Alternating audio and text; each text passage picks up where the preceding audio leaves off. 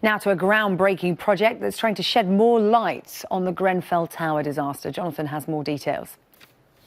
Hello, a very good morning. In the 9 months since the fire, we have all heard the harrowing individual stories of those people who escaped the tower or witnessed the disaster firsthand. Well, now Sky News has worked with forensic experts on a digital project which recreates a minute-by-minute visual account of what happened and what people would have seen and heard on the night of the fire. Sky's Charlotte Lomas reports. It was a fire like no other. 9 months on, we've analysed the events of the 14th of June using this digital model of the Grenfell Tower. The team behind it is called Forensic Architecture, a group of academic researchers who investigate human rights violations across the world. This is their first project in the UK in collaboration with Sky News. They've used our TV footage from the night, witness testimony and mobile phone data to recreate what people would have seen and heard. We realised that this was an event unprecedented in British history and in London's history. And we resolved that there must be a way that we could make a unique contribution to the public understanding of this catastrophe. This will be a historical tool. This will be a tool that we hope will be the most complete publicly available record of the circumstances of the night of the fire. This digital timeline will cover 8 hours of the fire, minute by minute. Researchers are collecting hundreds of stories of the night and asking the community for any material they have to make the model as detailed as possible. One person with a powerful story to share is Jackie Haynes.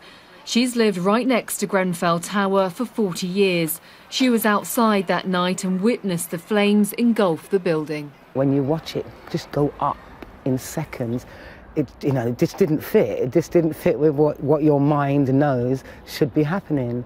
And then the people screaming and them realising that they couldn't get out and shouting through the windows, waving their phones, screaming. And at one point we were standing on the lane and we saw 2 people just fly out of the window.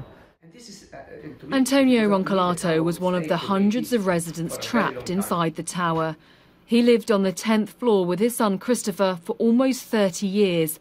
On the night of the fire, he survived in his flat for 5 hours, doing all he could to stay safe. The moment I opened the door, a lot of smoke came in, very hot, very strong, very dark, pitch dark. And I realized, hold on a second, here you're in big trouble. So I closed the door quickly, I went to the bathroom and I rinsed my eyes a little bit. And then Christopher from downstairs, he sent me a picture of the tower burning. And it was not like a small fire, it was like the whole side of the tower was burning. Antonio was one of the last people to leave the building alive. He was finally rescued at 6:30 in the morning. I was leaning my elbow onto the handrail, because I could not see anything. Don't forget that I was totally blind because of the towel that I had on me. And so basically, we went down very well synchronized. And as we've reached the lower part of the tower, then I could hear voices. And in no time, we were downstairs. I remember lots of people.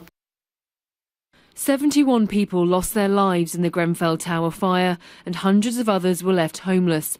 Antonio and his son Christopher have now moved out of a hotel and into temporary accommodation. Okay, enjoy your man. Appreciating the simple things they've missed. But like all those affected by the fire, the most pressing concern is getting the answers they need, and it's hoped this model will provide some. Charlotte Lomas, Sky News. Well, you can watch Charlotte Lomas's full report, Grenfell, a forensic investigation, at 9:30 here on Sunrise, and then throughout the day at these times on Sky News. Brexiteers are taking to the River Thames this morning, led by the Tory MP Jacob Rees-Mogg and the campaign group Fishing for Leave. They've launched a flotilla to call for a clean break from the EU's common fisheries policy during the Brexit transition period. Hopefully we can go now to our senior political correspondent, Beth Rigby. She's in her wellies and she's on board a boat on the Thames. Hi.